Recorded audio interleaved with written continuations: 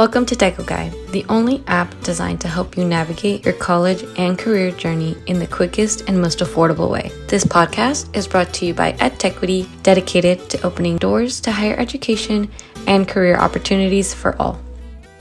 What's up, everyone? This is Professor G, and today I got another student highlight, or let me rephrase that, recent student highlight. So congratulations, first of all, to Galileo. He's a recent Sacramento State University computer science graduate. Thank you for being here, Galileo. Yeah, thank you for having me. Thank you. Stingers up. Stingers up. Thank you. So check this out, Galileo.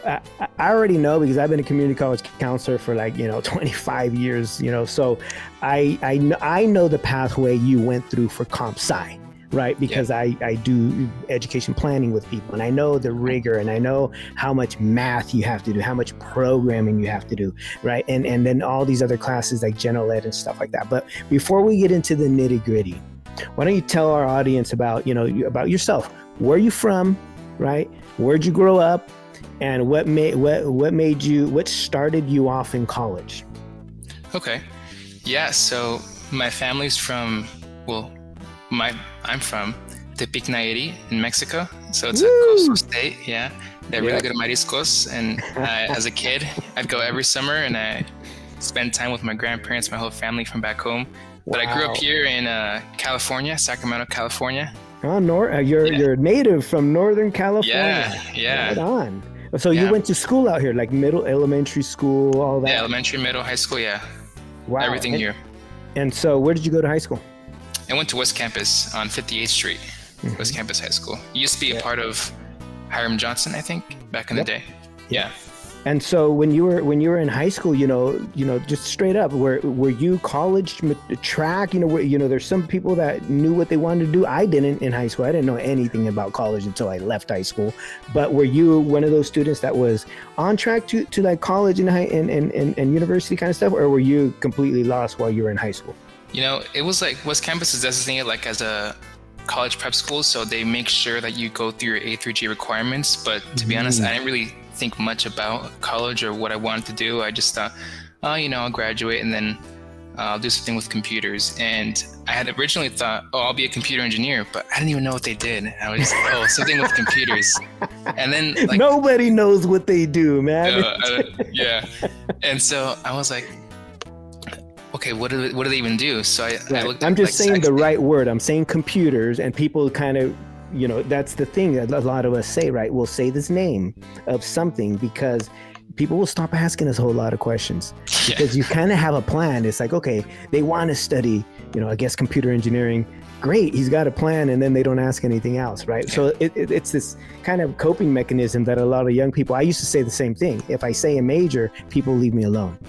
Right? I didn't really know what that major is, but people will leave me alone. So you started initially thinking computer engineering, but something in technology, something in tech. Exactly. Right? You love tech, I would imagine. Yeah, I do. I grew up, video games, computers, all that stuff. So I was like, okay, computer engineer. That's what I'll do. Okay. So then in high school, you're at West Campus, right? Yeah. The years are starting to pass. Did you do any college classes while you were in high school, or did you go? Yeah, I did. I took some AP courses, and then they had your senior year, you could do some community college classes. So then that helped me dip my toes into, okay, this is what Canvas looks like. This is how a community college classes. I took ASL. Oh, you did those online? Right? Yeah, online. Yeah, nothing in person as of yet. But I got my first taste of what a college class is, and I was less scared of it because you don't really. Something that you've never done before, you're a little afraid of always. And so I was like, okay, this is doable. Yeah, it's hard, but it's not that hard, right? Yeah. And so you had a chance to do what they call dual enrollment classes, meaning you were a high school student and you were taking a class or two at the community college, right? So you're right. You got a head start, right? Mm-hmm. You did do AP exam, the advanced placement tests and stuff like that in high school? Did AP Spanish, didn't get a 5, I got a 4. I know. But still, anything 3, 4, or 5 counts as credit. Yeah, so you did earn credit. Did that. It's stats. I didn't pass my AP Physics, unfortunately, but I passed my AP Stats. And AP lit. I passed that one, so I got so credit. You got a lot of credit then. You got a lot of general education credit from just those tests you're telling me that you passed. And then you also did a little bit of dual enrollment. So you actually, you're well on your way while you're still in high school. Right. Yeah. Good. Yeah, well, they prepared you well, I guess. Well, as best they could. As best they could. And then where did you make the decision, like to which campus did you ultimately enroll in after high school? To be honest, I still didn't know, so I just thought, okay, well, I'll just apply to some UCs because I would hear talk of, oh, what are you going to do? Oh, I'm going to do this. Okay, so I applied to UC Merced, Santa Cruz, and in your senior year, right? In my senior year, in high school, I applied to Berkeley, then Sac State, and then these community colleges, and then that was it. And I didn't really think much of it until like the decisions came out, and I got rejected from Berkeley, but I got into Merced and Santa Cruz and Sac State. And then I had those three campuses wanted you as a freshman, right? Yes. As a freshman, Yeah, as a freshman. They wanted you to go right out of high school into the university because you met the requirements, right? You took the right classes, you took the SAT or, all the testing that you got to do, and then you applied. So you're getting admissions to these universities, and then you're also applying to community colleges. And that's what most students have to do, right? Is you got to apply to a bunch of places and then just wait and see. Yeah. Right. Wait and so see. you applied to, I'm assuming, the Los Rios College District, which is here in the Sacramento area, which is 4 colleges in one district. So where did you ultimately decide to go? Cosumnes River College. And CRC. That's right. I think their mascot is Hawks, so go Hawks. Hopefully that's right. But well, it doesn't matter. You're a Stinger now. That's right. Alumni. What really helped me choose Cosumnes River College. Obviously, the first 2 years are free, but my sister actually, she graduated. She sort of laid that path for me. Okay, she was able to do it. She graduated from Cosumnes River College, and then from Sac State, and she just graduated from McGeorge Law School. So she has that pathway. So an older sister. And it was the first, guinea pig, right, to do the college thing. So that's great to have, right? If you have someone in your family, reach out to them, you know what I mean, and ask, hey, how did you do it? Why? Because most of us, that make it through college and universities, we want to tell you how to do it. Yeah. It's just we never get asked. And so that's what the beauty about the videos like this is, where we're documenting it and getting it out to the people. This is how you do it. This is how Galileo did it. You know what I mean? So listen to some of these tips because they might benefit you, whether you're studying computer science or you're studying, history or you're studying business administration, doesn't matter. These pathways are very similar. Okay, so sister made it through eventually, is now finishing or just finished her law degree. Yeah. She's in November. She'll get results on if she passed the bar or not. So we're all pretty excited for her. I'm praying for her. I'm keeping my hopes up for her. So if not, you prepare more and you take it again. That's right. Take it again. Right? You keep taking that damn thing until you pass the damn thing. Yeah. Right? And so with standardized tests, it's hit and miss. So just prepare well enough. And try it again, but don't be discouraged if you don't get the right result the first time. Okay, make sure you do it again. Okay, so I want to, we kind of cruised through it real fast, but listen, you saved thousands of dollars, right? Going through the community college. I mean, thousands. like I'm thinking easily 20 grand or more. Yeah. Just in doing your classes at a community college first, because of the fees, right? The fees are a lot less than the university, and the classes are pretty much the same. You just got to find the right pathway, right? That's the confusing thing, is because you can get really, really quickly confused and derailed at a community college because there's just a lot of students. They're studying all kinds of crazy stuff. There's so many majors, right? And if you don't have that path, you can get into trouble, right? Taking the wrong classes, losing motivation, all kinds of crazy stuff. So how did you stay on path at the community college? That, and what you're saying hits all those points where it's you can stay longer if you just don't know what correct path to take. And so when I did my first semester, and it was pretty light.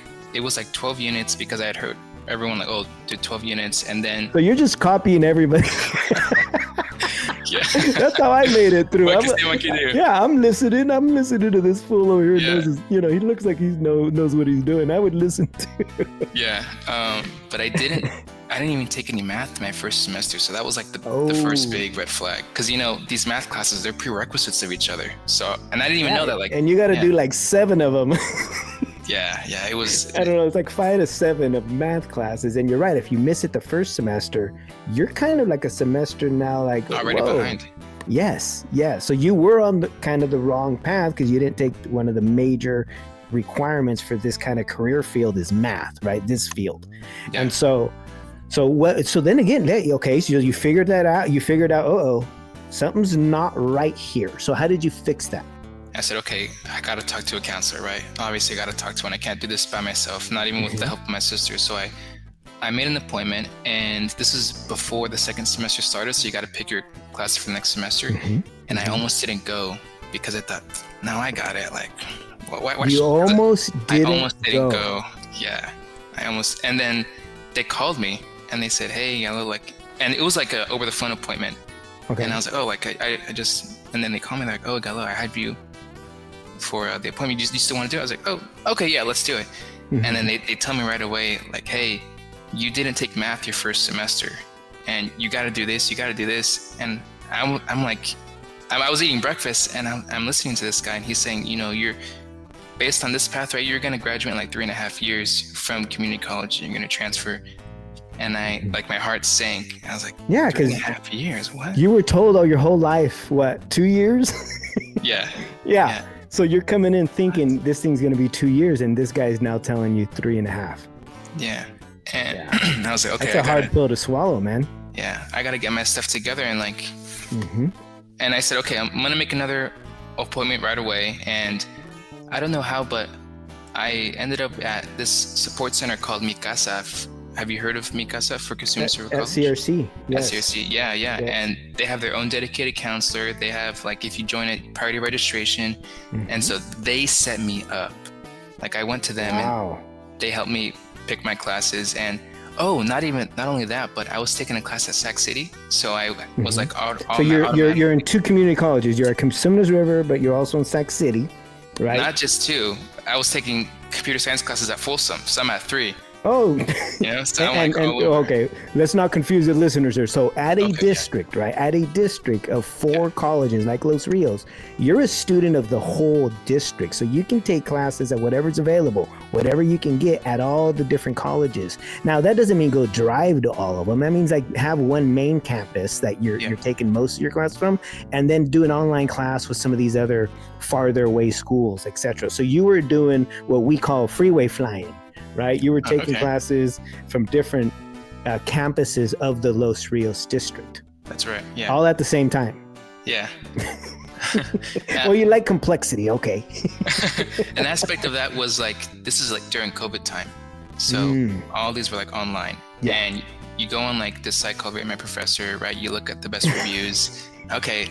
Who's the best? Like you have a certain class, right? But it's taught at all these colleges. And I thought, okay, why don't I just take advantage and just get the best, according to these reviews, right? The best professor. Yeah, so ratemyprofessor.com is like one of your only chances to hear from other people the ratings of a teacher that's in the college or university system. So, professors don't rate themselves. It's the students and the public that rate us, and I'm on there too. So, but my ratings are great.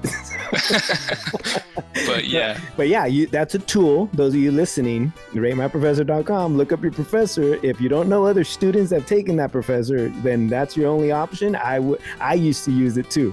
Go in there and check out different ratings on different people before I would take them, or before I recommend someone taking them. So that's one of those tools you use. And then your counselor, the counselor at the Mi Casa. Mi Casa. Right. So there's these special programs you're now being involved in, right? Yeah. And I'm sure they did more than counseling at Mi Casa. Yeah. They organize events. I got priority registration through them. They had their own. You pick your classes center first. That's right. Yeah. After all the athletes and all the other ones, like then it's me, then it's everyone else, which was really cool. Yeah. So you get most of your classes at the times you want them if you're taking advantage of those, right? So those are like support programs. So as you know, those of you listening, when you go to college, you need to sign up for every support program, every club kind of thing, because they all offer different things and they're free, right? You never got charged for anything with Mi Casa, right? Not a dime, no. Exactly. Now, so you're still on this track. At what point do you change it to computer science from computer engineering?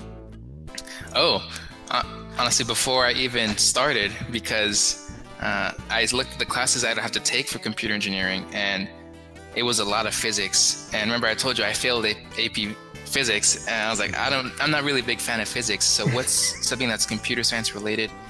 I'm serious. Like that's why I chose. That's how you made science. the change. Yeah. And it was And I'm so glad you're telling the truth here. Why? That's how we all pick our majors.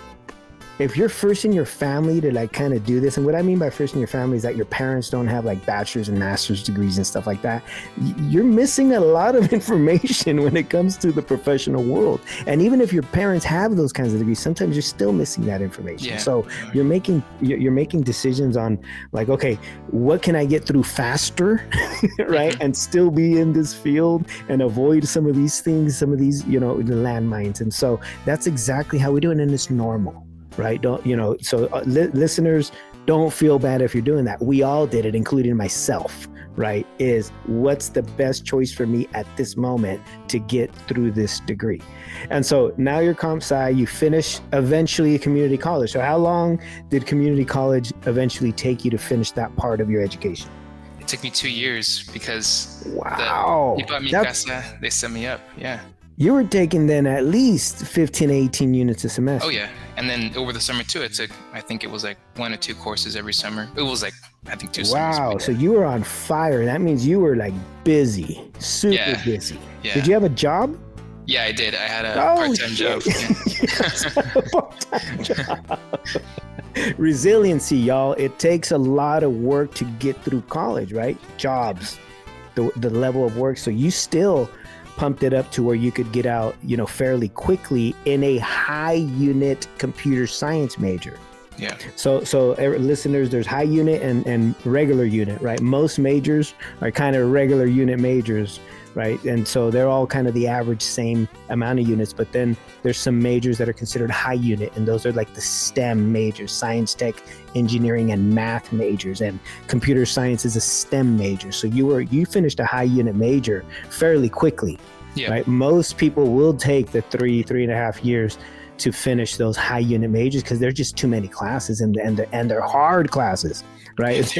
I'm sure you took at the same time, a hardcore programming class, a hardcore linear algebra or differential equation calculus 3 class, and then add some general ed and writing, and then potentially some add a physics class. Add a physics. Yeah. So it's no joke. So you were really dedicated to getting done as quickly as you could.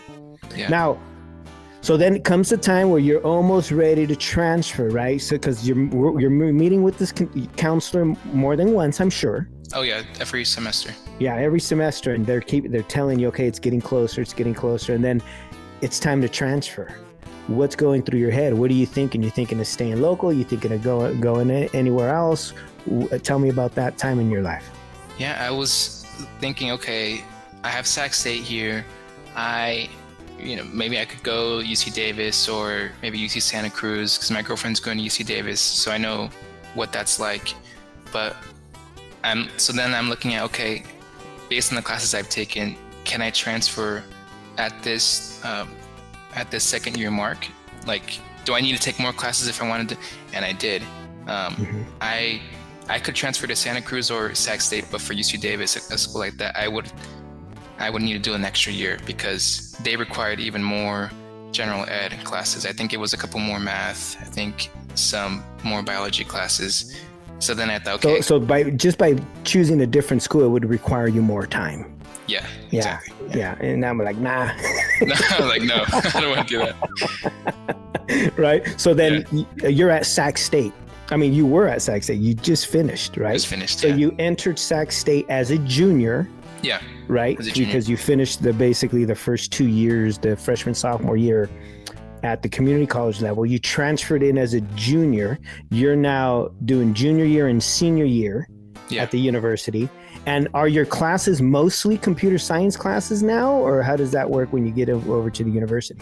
The first semester at Sac State, it was just one, because it was really hard to get these computers. I don't have priority registration anymore, and there's a ton of people doing computer science at Sac State. And so that first semester, it was like one or two, but it was not many at all. It was mostly, it was just like mostly general. It was like, and they're hard to get, right? Yeah. Especially if you're new, you're lower priority.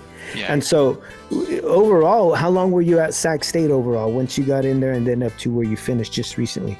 Well, actually, it was just 2 years because I joined, I looked at the programs they offer and I joined MESA.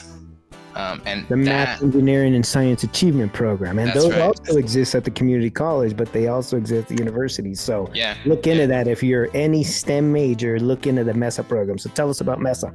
One thing I will say, at the community college level, like I wasn't a part of MESA because there wasn't a program yet at Cosumnes River College, but I think now there is one. But there was a pretty big prominent program at Sac City. So I would say like that they have their own in-house counselor too. They set you up too. So that's a great program. But here at Sac State, I had a buddy, I was like, hey, like, what do you know about this place? And they offer priority registration. They have their own in-house counselor. They have events. I said, I got to join this. So I wrote my essay. I spoke with the head of MESA and I got in. So although I didn't have priority in my first semester, from here on out, I was able to choose first for the rest of my time at Sac State.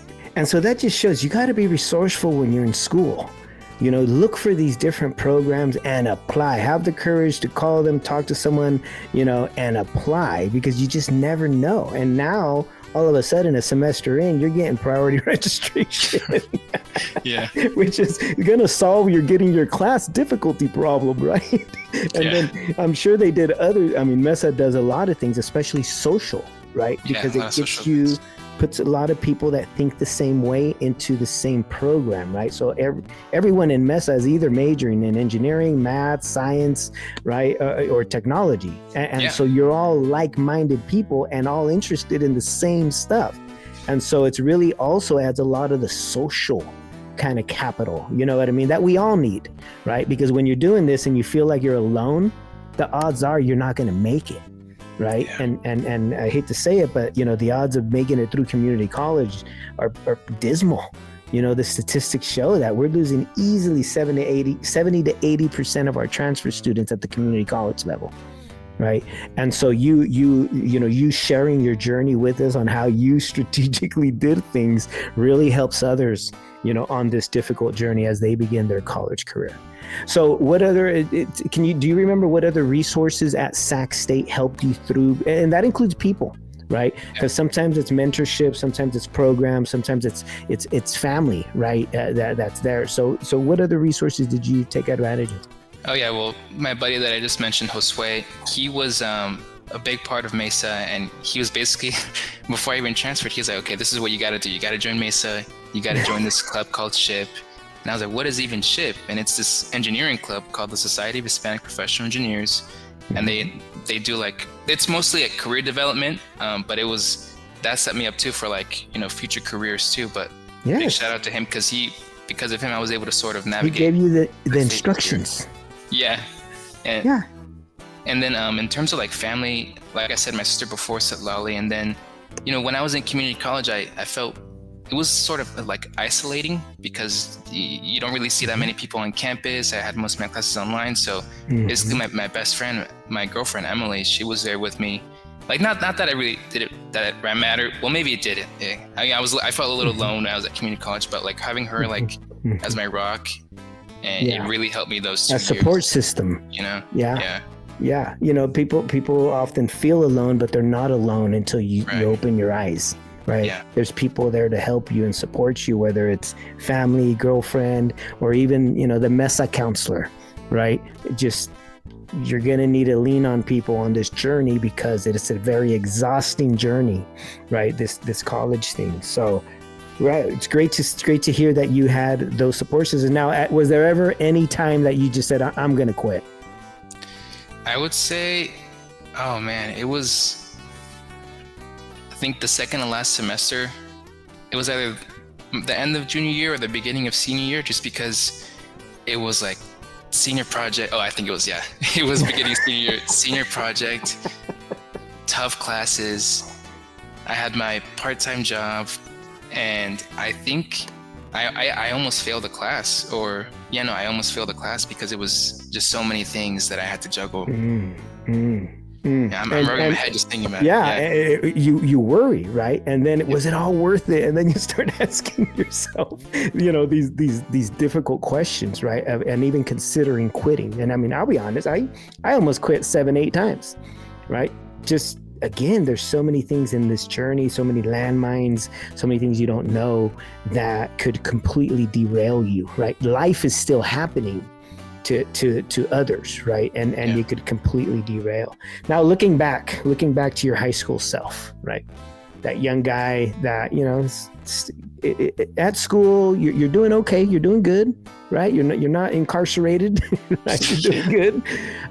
Looking back, what tips would you give to people that were you, right, back in high school? What survival tips, right, would you give the younger crowd if they're moving into these rigorous, STEM related majors like computer science, computer engineering, civil engineering, anything in the engineering and maths and science fields? You gotta look at school and life a little differently because of the rigor that's associated to those pathways. So what advice do you have for someone that is thinking about going down this path? I would say, open your eyes, open your ears, and listen and soak up as much advice as of the people around you, your teachers, family members, because everyone has really good advice. And it's just, I honestly even want to go back and tell myself, open your eyes a little wider, because there's so much more you could have learned if you had just paid attention. There's, maybe counselors coming to like our high school events, I don't even know what they're called now, but they talk about their school, and it's like maybe just take an extra couple minutes and talk to them some more, maybe ask them some personal questions, learn. And get used to talking to people. You have to train yourself. I used to be shy. I would sit there, act like a tough guy and not say a thing.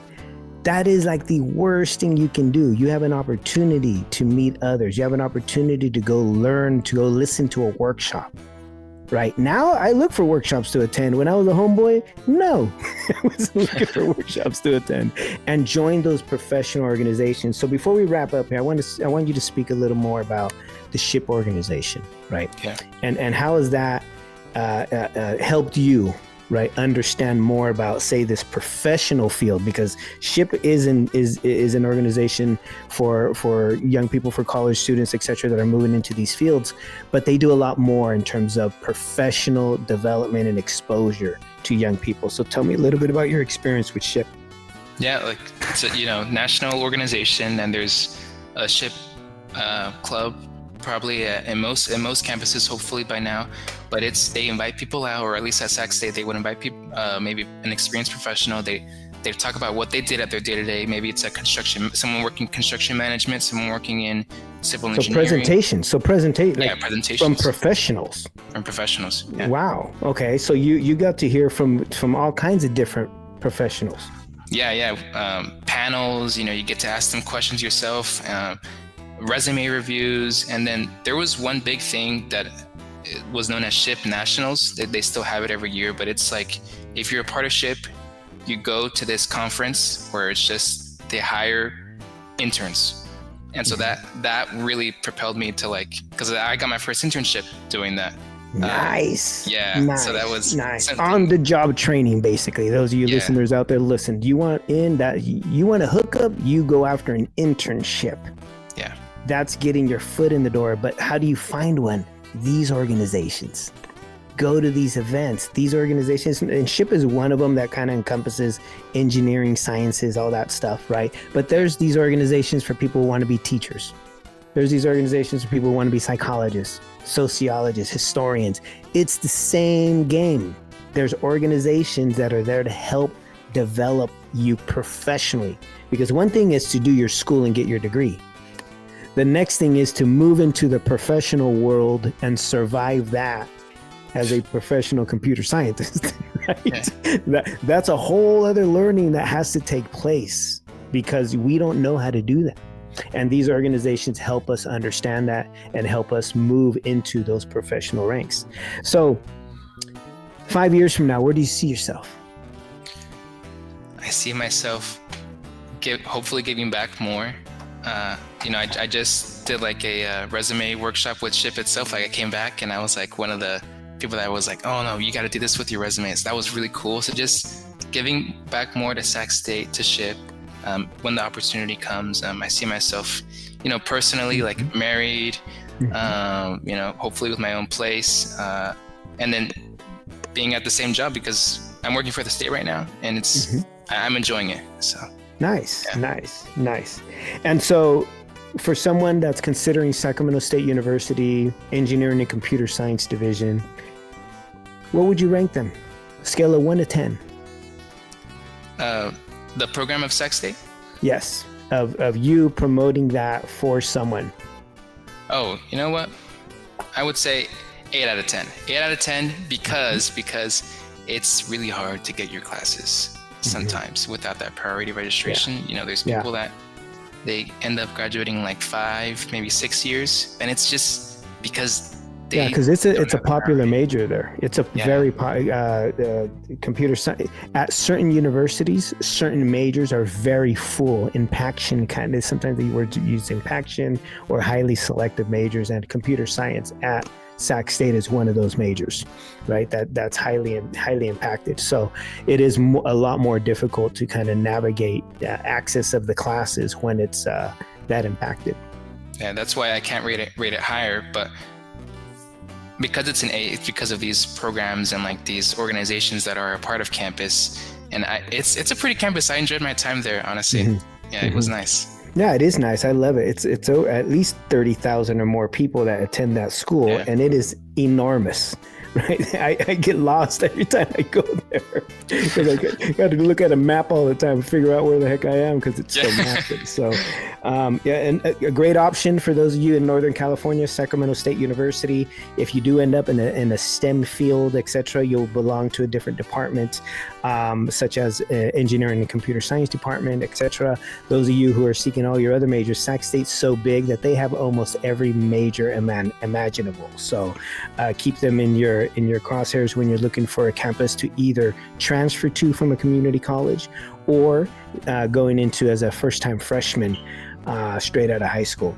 Other local colleges include obviously UC Davis, which is just about 20 miles away from downtown Sacramento. And then after that, it kind of gets far, right? Then you got to go down to like Merced, not a whole other more choices of public four-year universities here. So I'm so glad and so happy to hear that you just finished Sacramento State.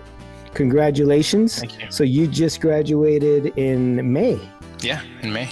Wow. And were you thinking about grad school? Honestly, I do think about doing grad school. Not now, but maybe in a couple of years. I was, either business or computer science. Yeah. It interests me for sure. Absolutely. And that's what a lot of people do at the graduate level is that they'll change the major to something different, or they'll go to a school with a different major.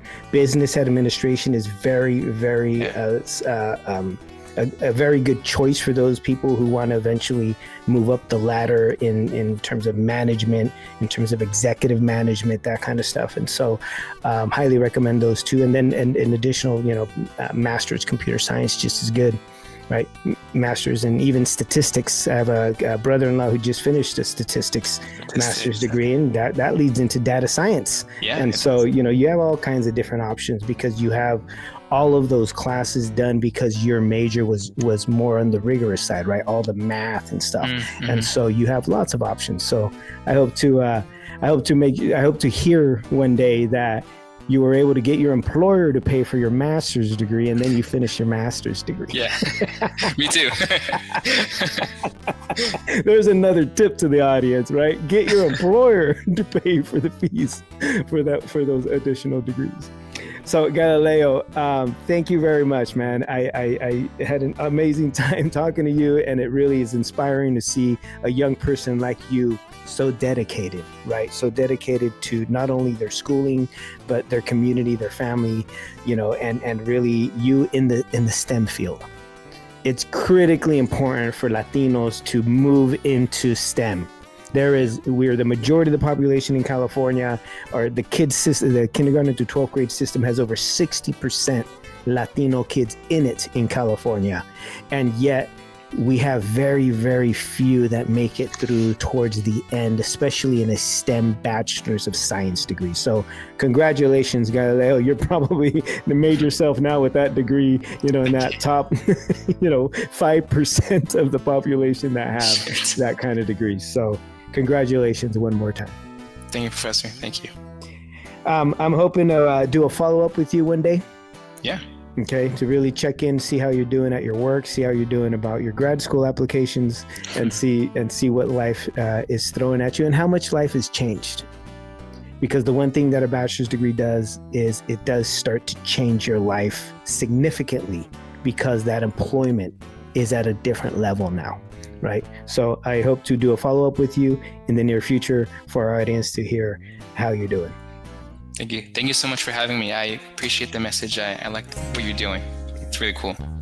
Pues gracias, and we'll talk to you later. Have a good day. Adios. Bye-bye. Thank you for tuning into TecoGuide, the app focused on bringing you tools and content to help you make better decisions about school, life, and career.